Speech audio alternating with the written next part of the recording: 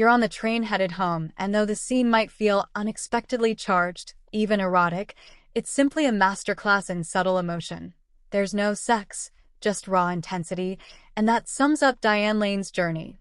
Appearing on the cover of Time at 14, a millionaire with an angelic face by 18, a teenage star pursued by Hollywood, yet growing quieter as she rose. Only at 59 did she admit affairs with co-stars long suspected but never confirmed. From a youthful icon in A Little Romance to that haunting ride in Unfaithful, where the train scene became legendary not for action but silence, she's taken on emotionally complex roles, endured 2 failed marriages, a controversial arrest, and endless rumors. But behind the sorrowful eyes, who is she? Born January 22, 1965 in New York, to nightclub singer and Playboy centerfold Colleen Farrington and acting coach-turned-taxi driver Burton Lane, Diane's parents separated when she was just days old. Custody passed.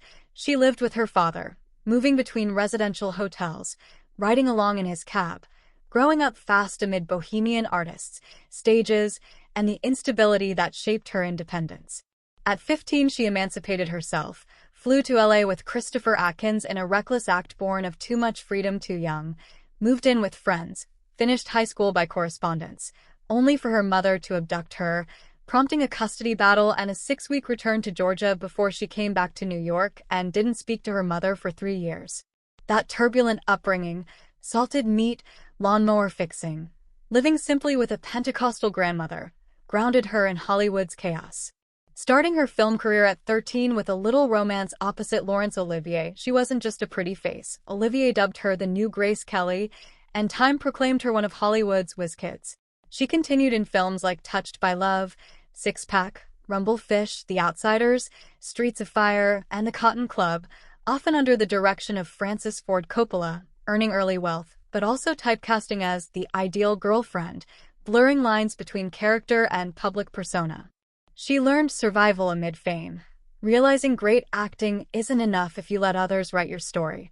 In 2002, she demanded to be heard, not just seen in Unfaithful, portraying Connie with depth and quiet betrayal. The train scene, no dialogue, just trembling hands, dazed eyes, was shot in one inspired take after the crew had stopped filming. Critics hailed it.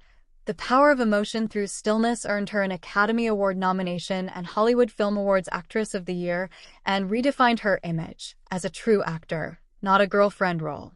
She followed with Under the Tuscan Sun, 2003, playing Frances, a recently divorced woman rebuilding herself, which earned her a Golden Globe nomination and resonated deeply with women rediscovering themselves post-loss, portraying rebirth unglamorously but humanly, freeing herself from teen star labels.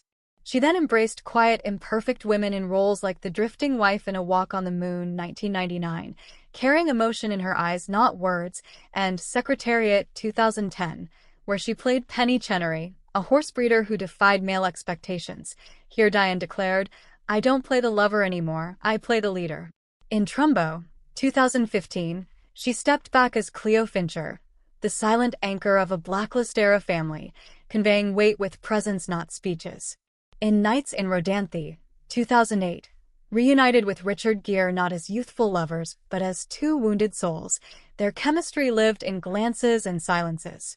Known for a calm, reserved public image, Diane broke her quietness in a 2005 Esquire interview, confessing, simply, that she'd had affairs with Timothy Hutton and Christopher Atkins, lending truth to long-standing rumors with honesty, transforming chip-on-shoulder innocence into nuanced complexity. Her marriages reflected this quiet strength. With Christopher Lambert, 1988 to 1994, she co-parented their daughter Eleanor Jasmine with grace and genuine friendship. With Josh Brolin, 2004 to 2013, she endured turmoil, including a police-called incident in December 2004, yet kept silent, pressed no charges, and walked away quietly in 2013, again choosing retreat, motherhood, and resilience over spectacle. Off-screen, Diane defies perfect image. On a talk show, she laughed she's better at playing someone who can cook. In reality, she orders takeout, and she shares a quirky love for thigh-high boots and antique furniture, yoga, horse riding, quiet walks with her daughter Eleanor, her grounding light. She avoids rebranding, stunt feminism, or noise. Silence is not emptiness but strength. For her, Fame's power ends where emotional truth begins. Ranked 79th on VH1's 100 Greatest Kid Stars and lauded as one of the most attractive stars over 40. Not for chasing beauty, but embodying resilience and aura. Diane never plays the same role twice. From Connie to Frances to Martha Kent, each character is a layered story, peeling back fear by fear. Few actresses sustain a thriving career past 40, but she hasn't just lasted. She's evolved. She doesn't chase the spotlight. She acts because it's part of her lifeblood. On screen, she moved from politics in House of Cards, 2018, to Slim Keith in Feud, Capote vs. The Swans, 2024, earning an Emmy nod and redefining mature, fearless acting nearly at 60. She lives minimalist. No mansions, no loud social media, just yoga, horses, gardening, reading, health, and time with Eleanor, born 1993, now a model and freelance writer. She embraces aging, the privilege of wrinkles as memories, not surgery. No manifesto, just living quietly extraordinary, leaving her mark through silence. Is she an underrated powerhouse or a star who burned and faded? Her legacy is honesty in craft and life. When she cries, we hurt. When she's silent, we understand. And long after tabloid frenzy fades, her presence stays.